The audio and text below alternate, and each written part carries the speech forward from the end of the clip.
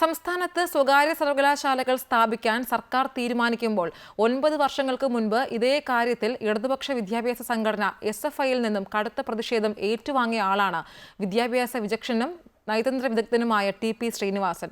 ഇടത് സർക്കാരിന്റെ പുതിയ തീരുമാനത്തിൽ സന്തോഷം മാത്രമാണുള്ളതെന്നും അദ്ദേഹം അമൃത TVയോട് പറഞ്ഞു.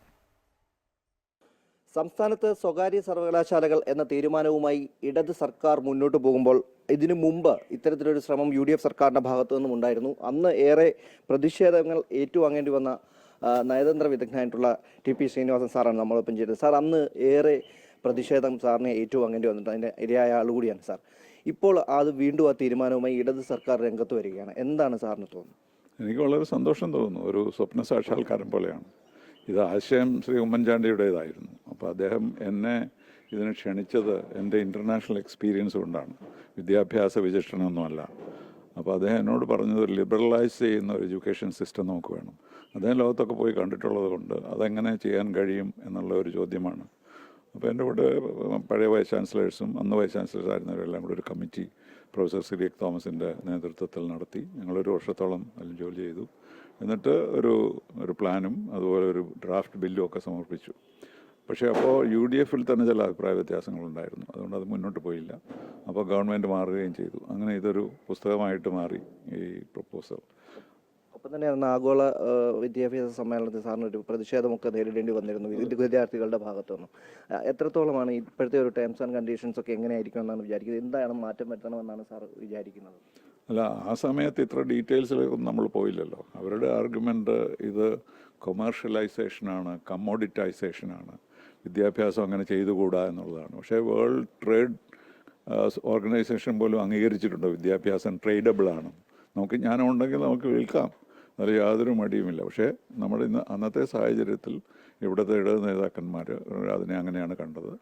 ഒരു 9 ഫോമർ വൈസ് ചാൻസലേഴ്സ് ഒരു സ്റ്റേറ്റ്മെൻറ്റ് ഇറക്കുകയും ചെയ്തു. This will show the death നെൽ ഓഫ് എഡ്യൂക്കേഷൻ കേരള എന്നൊക്കെ പറഞ്ഞു. അപ്പോൾ അവരാണ് പ്രകോപിപ്പിച്ചത് കുട്ടികളെ. അപ്പോൾ ഇത് സംഭവിച്ചു. എനിക്ക് ആരോഗ്യപരമൊന്നും ഉണ്ടായില്ലാത്തത് കൊണ്ട് ഞാനതിനെപ്പറ്റി വറി ചെയ്യാറില്ല. കേസൊന്നും വേണമെന്ന് ഞാൻ ആവശ്യപ്പെട്ടില്ല. അവരെന്താ ചെയ്യുന്നത് അവർക്ക് തന്നെ അറിയില്ല എന്നുള്ളൊരു ബോധം എനിക്കുണ്ടായിരുന്നത് കൊണ്ടാണ് അങ്ങനെ. അപ്പോൾ അതങ്ങനെ പോയി. അത് കഴിഞ്ഞ് ഒരു 2 വർഷം മുമ്പാണ് വീണ്ടും ഈ ചർച്ചകൾ വരാൻ തുടങ്ങിയത്. അതിന് പ്രധാന കാരണം നമ്മുടെ വിദ്യാഭ്യാസ രംഗത്തെ പറ്റിയുള്ള വലിയ മതിപ്പില്ലായ്മയാണ് കേരളത്തിൽ തന്നെ, ഇന്ത്യയിലും. അപ്പോൾ അതിനെ ഒന്ന് മെച്ചപ്പെടുത്താൻ വേണ്ടിയാണ് ഇവരിതിനെപ്പറ്റി ആലോചിച്ചത്. അവരെൻ്റെ പഴയ ഡോക്യുമെൻറ്റ്സൊക്കെ നോക്കി കാണും. എന്നിട്ടൊരു പുതിയ പഠനമൊക്കെ നടത്തി കുറേ സമയമൊക്കെ കളഞ്ഞു. വെറുതെ റീഇൻവെൻറ്റിങ് ദ വീൽ എന്ന് പറഞ്ഞു.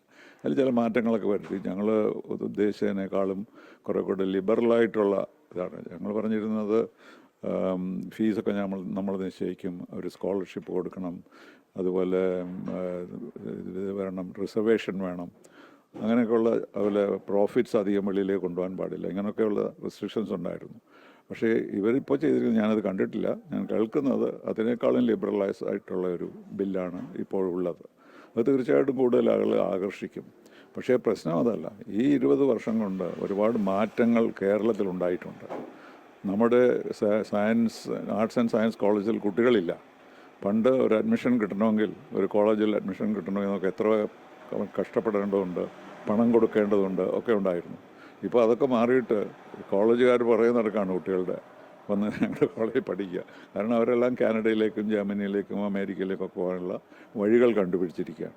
അതുകൊണ്ട് എൻ്റെ സംശയം, ഇന്ന് ആരെങ്കിലും പ്രൈവറ്റ് യൂണിവേഴ്സിറ്റിയും കൊണ്ട് വരുമോ? കാരണം ഇവിടെ കുട്ടികളെ കിട്ടുമെന്നുള്ളതിന് തീർച്ചയില്ലല്ലോ. അപ്പോൾ അവർ അതിൻ്റെ സ്റ്റഡിയൊക്കെ നടത്തിയിട്ടേ വരുള്ളൂ. അതൊരു പക്ഷേ ബാധിക്കും. പിന്നെ ഈ പുതിയ സിറ്റുവേഷനിൽ ടെക്നോളജി വളരെ അഡ്വാൻസ് ആയിട്ടുകൊണ്ടിരിക്കുന്ന കാലത്ത് ഈ ഡയറക്റ്റ് എഡ്യൂക്കേഷൻ്റെ പ്രാധാന്യം കുറഞ്ഞു വരികയാണ്. മോർ ആൻഡ് മോർ ഓൺലൈൻ എഡ്യൂക്കേഷനാണ് വരുന്നത്. അപ്പോൾ ഇപ്പോൾ നമുക്ക് ഹാർവേഡിൽ ഓൺലൈൻ ചെയ്യാം. അപ്പോൾ ആ ട്രെൻഡുകളൊക്കെ ഈ വിദേശ സർവകലാശാലയെ പറ്റിയല്ല നമ്മൾ പറയുന്നത്, പ്രൈവറ്റ് സർവകലാശാലയെ പറ്റി പറയുമ്പോൾ അതിൻ്റെ ഫീസിബിലിറ്റി എന്താണെന്ന് എനിക്ക് സംശയമുണ്ട്. അതാണ് ഇതിൽ പറ്റുന്ന സങ്കടം. 20 വർഷം മുമ്പ് നമ്മൾ തുടങ്ങിയിരുന്നെങ്കിൽ ഇപ്പോൾ നമ്മൾ വേറൊരു സ്റ്റേജിലായിരുന്നിരിക്കുമായിരുന്നു.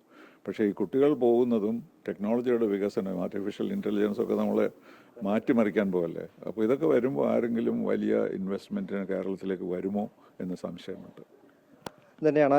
ഏറെ നേരത്തെ ഉണ്ടായിരുന്ന പ്രതിഷേധങ്ങളൊക്കെയും അദ്ദേഹം അംഗീകരിക്കുകയും അദ്ദേഹം കാര്യം വ്യക്തമാക്കുകയും ചെയ്തു. എങ്കിൽ തന്നെയും ഇപ്പോൾ വന്നിട്ടുള്ള സർവകലാശാലയുടെ പ്രൈവറ്റ് സർവകലാശാല എന്ന തീരുമാനം എത്രത്തോളം സ്വീകാര്യമാകും എന്ന കാര്യത്തിലും അദ്ദേഹം സംശയം പ്രകടിപ്പിക്കുന്നുണ്ട്. ക്യാമറമാൻ സനിൽകുമാറിനൊപ്പം രജിത് കുമാർ, അമൃത ന്യൂസ്, തിരുവനന്തപുരം.